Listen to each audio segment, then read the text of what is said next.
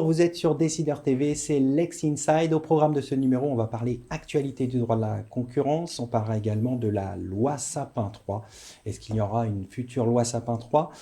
Enfin, dérive autoritaire de la France, que reste-t-il de nos libertés? Ce sera le dernier sujet de cette émission. Pour débuter cette émission, j'ai le plaisir de recevoir Florent Prunet, associé chez Janté, pour parler de l'actualité du droit de la concurrence. Florent, bonjour. Bonjour Arnaud.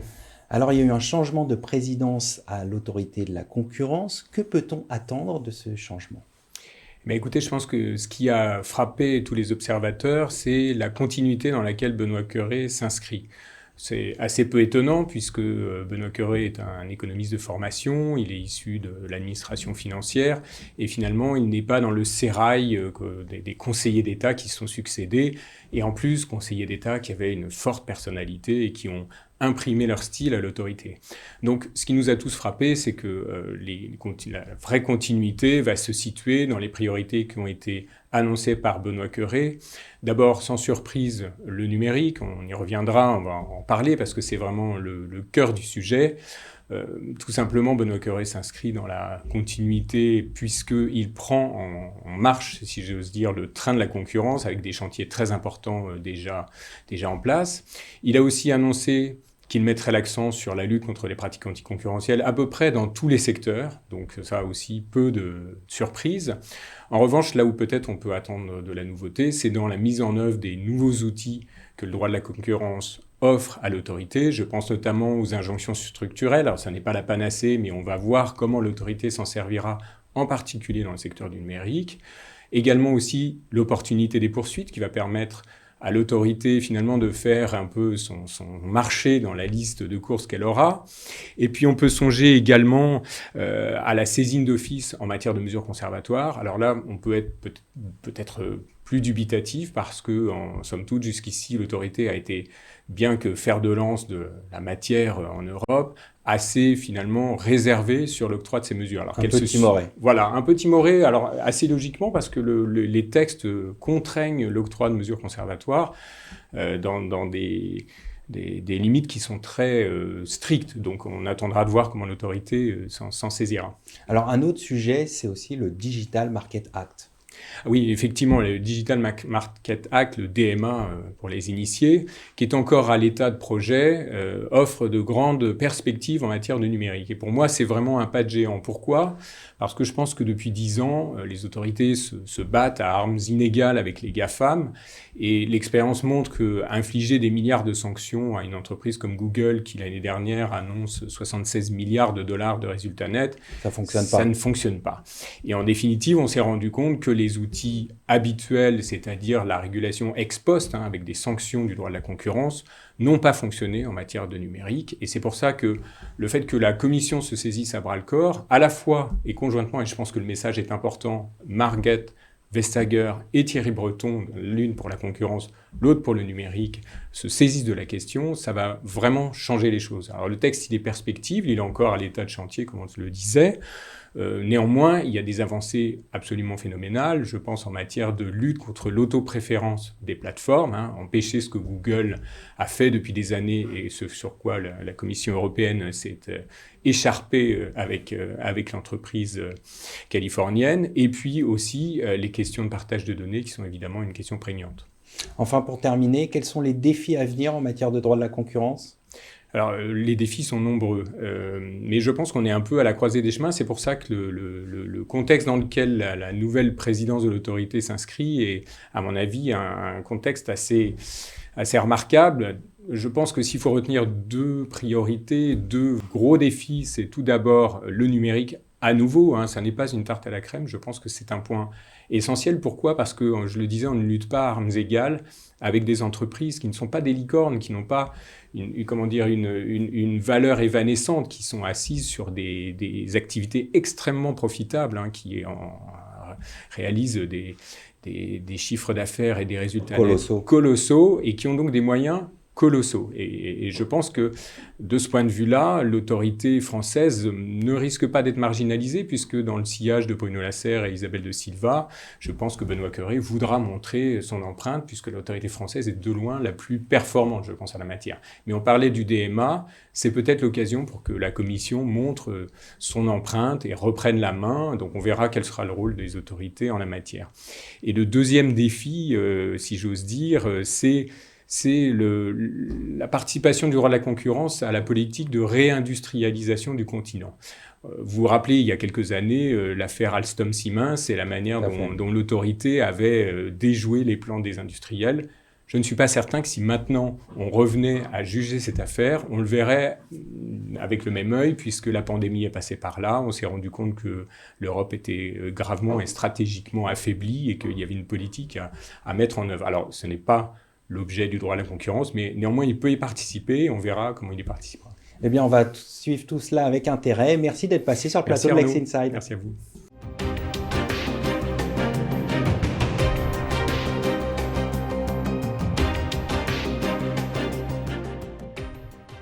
Vous êtes toujours dans Lex Inside, je suis en compagnie de Vincent Brengart, avocat chez Bourdon et Associés et auteur de l'ouvrage Revendiquons le droit à la désobéissance, publié chez Fayard. Vincent, bonjour. Bonjour. Alors, dans cet ouvrage, vous dénoncez l'état sécuritaire, la dérive autoritaire de la France qui menace nos libertés. Vous faites donc ce constat qui est à la fois qui date depuis 20 ans. Comment est-on arrivé là ? Qu'est-ce qu'on peut faire pour lutter contre cette dérive ? Je pense qu'il y a une superposition d'éléments. Dans un premier temps, on traverse une crise institutionnelle extrêmement grave. Parce que on voit que les contre-pouvoirs ne jouent plus véritablement leur rôle. Il y a un pouvoir exécutif qui est extrêmement fort et avec une incapacité du Parlement à pouvoir s'affirmer face aussi à cet exécutif. Et pour ce qui concerne les autorités administratives indépendantes, dont la CNCDH, dont le Défenseur des droits, malheureusement des autorités qui restent trop souvent inaudibles.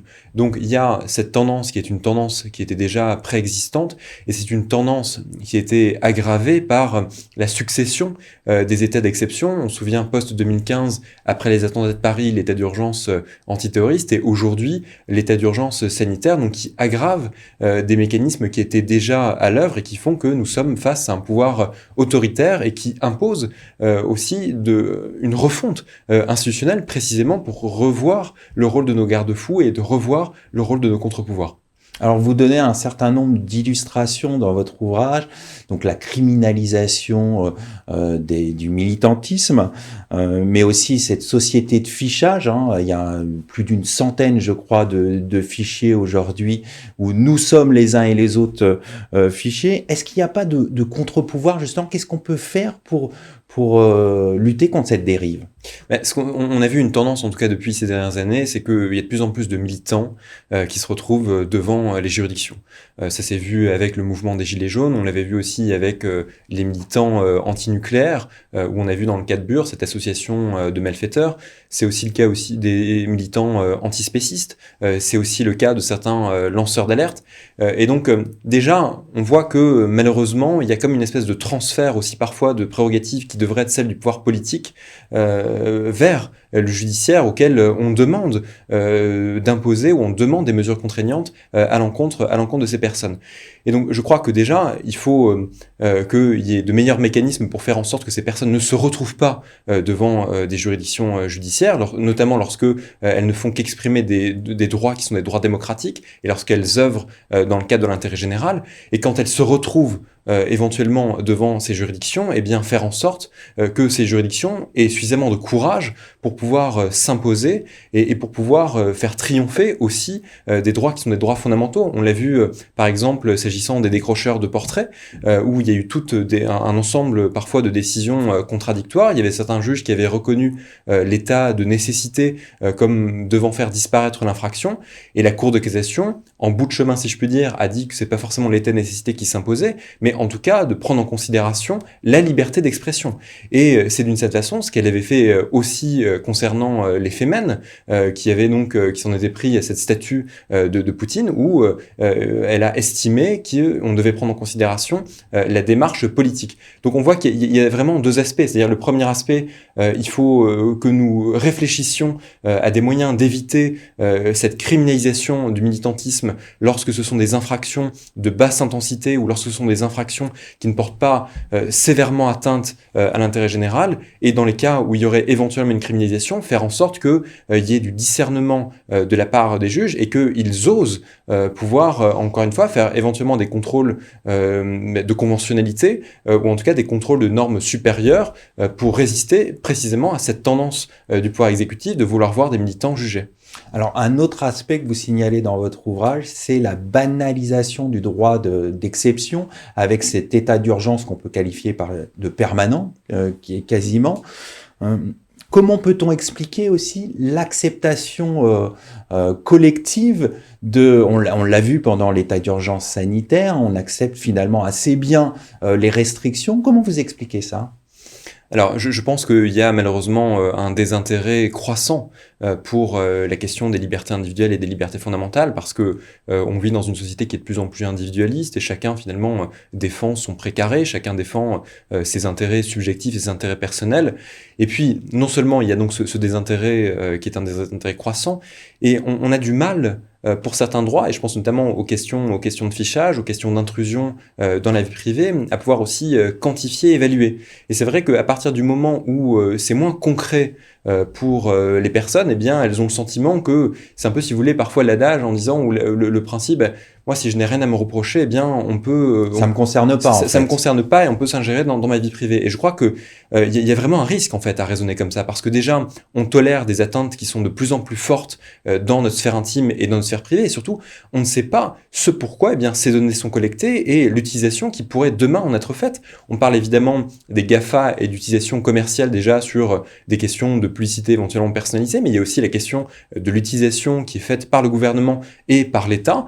On a mentionné tout à l'heure des régimes de plus en plus autoritaires à la faveur d'une hyper-présidentialisation et qui favorisent aussi ce que peut être un fichage politique. On voit à travers aussi le débat présidentiel que demain on pourrait avoir des régimes encore plus extrémistes dans leur manière de fonctionner, et ce qui veut dire qu'on ne sait pas quelle utilisation pourrait être faite de ces mêmes données. Donc je pense qu'il y a à la fois un désintérêt et parfois peut-être aussi un manque de pédagogie par nos pouvoirs publics, un manque peut-être d'explications données sur ces mécanismes qui conduisent aussi à ce que nous soyons face à une dérive autoritaire dont chacun doit se saisir, et c'est aussi le rôle de ce livre. En définitive, est-ce que nous sommes toujours en démocratie ? Est-ce qu'on peut toujours qualifier la France d'un état de droit ? C'est extrêmement difficile de contester le fait que nous ne serions plus en démocratie, parce que le fait est qu'il suffit d'aller voir dans des pays étrangers pour voir qu'il y a des régimes despotiques, et que le simple fait d'être présent d'ailleurs sur votre plateau, le simple fait de pouvoir critiquer l'existence d'un régime autoritaire sans pour autant risquer un risque d'incarcération montre bien que nous sommes toujours en démocratie. Mais on est dans une démocratie qui s'essouffle, on est dans une démocratie qui est dans un état de rupture, avec, je le disais tout à l'heure, de graves problèmes institutionnels, aussi dans la capacité de notre démocratie à pouvoir être représentative et à pouvoir incarner la pluralité des expressions.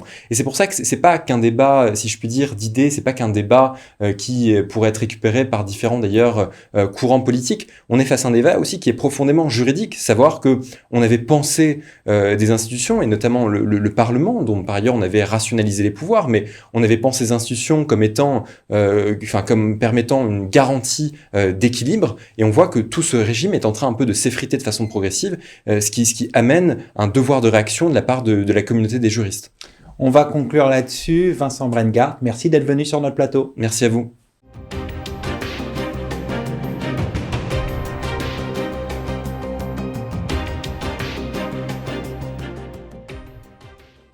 Vous êtes toujours dans Lex Inside. Est-ce qu'on va vers une future loi Sapin 3 ? On en parle tout de suite avec mon invitée Karen Coppens, associée chez Descartes. Karen, bonjour. Bonjour.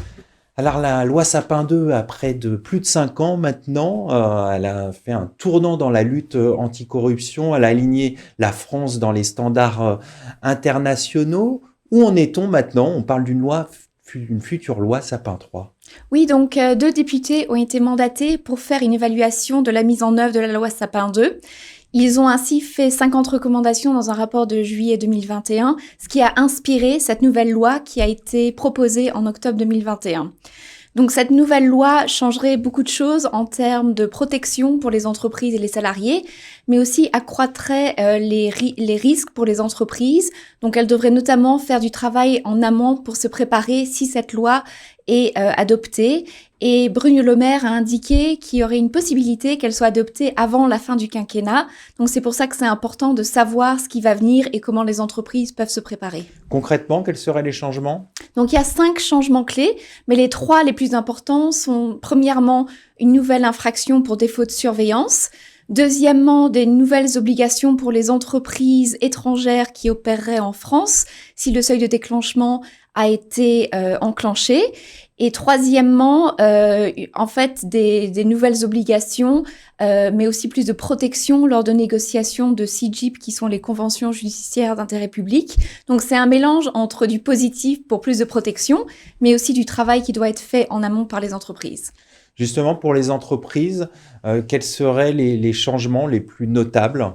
Donc notamment, le plus grand impact, je pense, serait pour les entreprises étrangères qui opèrent en France, parce que en ce moment, s'il y a une entreprise qui a plus de 500 salariés et un chiffre d'affaires consolidé de 100 millions d'euros par an, et une société mère qui a son siège social en France, elles doivent avoir un programme de conformité assez développé.